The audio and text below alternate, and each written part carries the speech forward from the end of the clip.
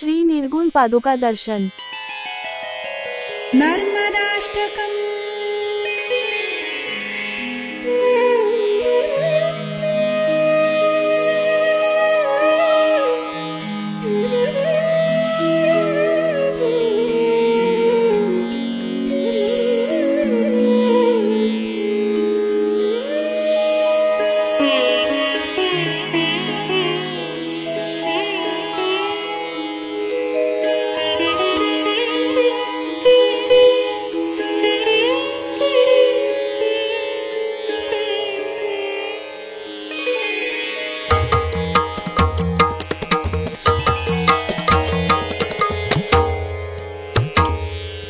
बिन्दु सिन्धु शुष्कलत्तरङ्गभङ्गरञ्जितम् दृशत्सु पापजात जातकादिवारि संयुतम् कृतान्तदूतकालभूत भीतिहारि वर्मदे त्वदीयपादपङ्कजम् नमामि देवि नर्मदे नमामि देवि नर्मदे नमामि देवि नर्मदे।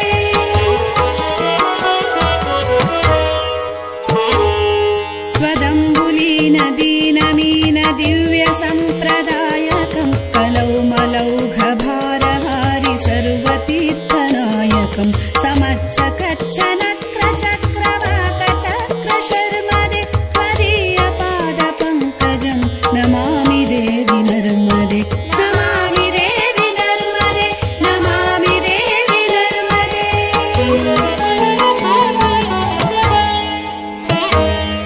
महागभीरनीरपूरपातधूतभूतलम् ध्वनत्समस्तपातकारिदारितापदाचलम् जगल्लये महाभये मृकण्डुसूनुहर्म्यदे त्वदीयपादपङ्कजम् नमामि देवि नर्मदे नमामि देवि नर्मदे नमामि देवि नर्मदे।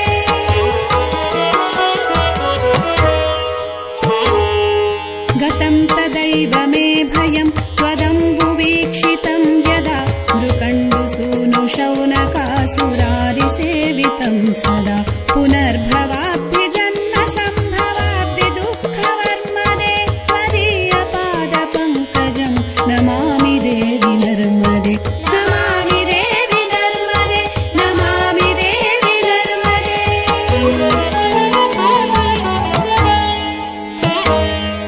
अलक्ष्य किन्नरामरासुरादिपूजितम् सुलक्षणीरतीरधीरपक्षिलक्षपूजितम् वसिष्ठशिष्टपिप्पलादिकर्दमादिशर्मदे त्वदीयपादपङ्कजम् नमामि देवि नर्मदे नमामि देवि नर्मदे नमामि देवि नर्मदे।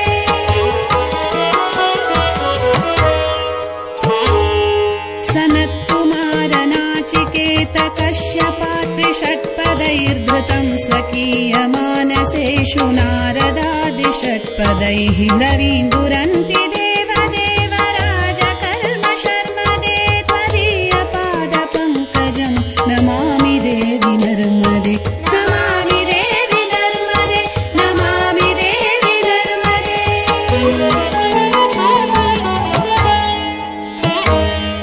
अलक्ष्य-लक्ष्य-लक्ष्य-पापलक्ष्य-सारसायुधम् ततस्तु जीवजन्तु तन्तु भुक्तिमुक्तिदायकम् विरिञ्चि विष्णुशङ्कर स्वकीयधामवर्मदे त्वदीयपादपङ्कजम् नमामि देवि नर्मदे नमामि देवि नर्मदे नमामि देवि नर्मदे।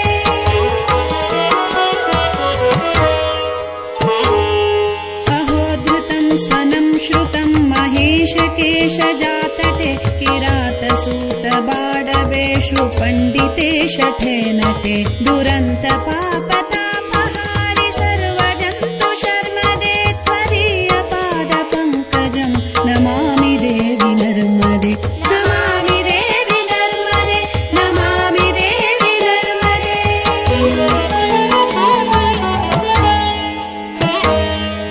इदम् तु नर्मदाष्टकम् त्रिकालमेव ये सदा पठन्ति ते निरन्तरम् नयन्ति दुर्गतिम् कदा सुलभ्यते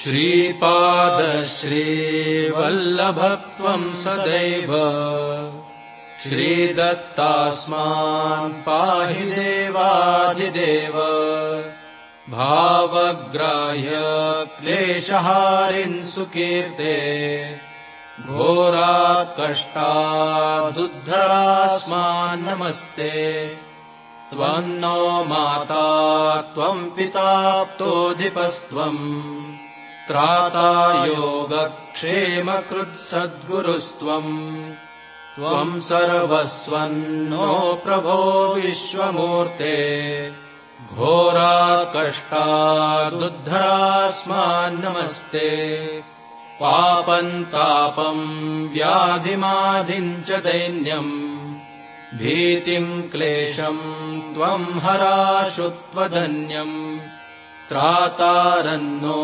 वीक्ष ईशास्तजूर्ते घोरात् कष्टादुद्धरास्मान् नमस्ते नान्यस्त्राता नापि दाता न भर्ता त्वत्तो देव त्वं शरण्यो कहर्ता कुर्वात्रेयानुग्रहं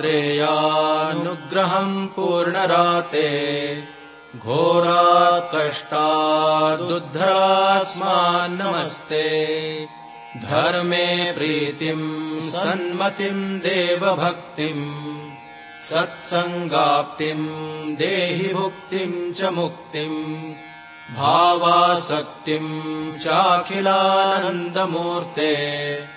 घोरात् कष्टादुद्धरास्मान् नमस्ते श्लोकपञ्चकमेतद्यो लोकमङ्गलवर्धनम् प्रपठेन्नियतो भक्त्या स श्रीदत्तप्रियो भवेत्।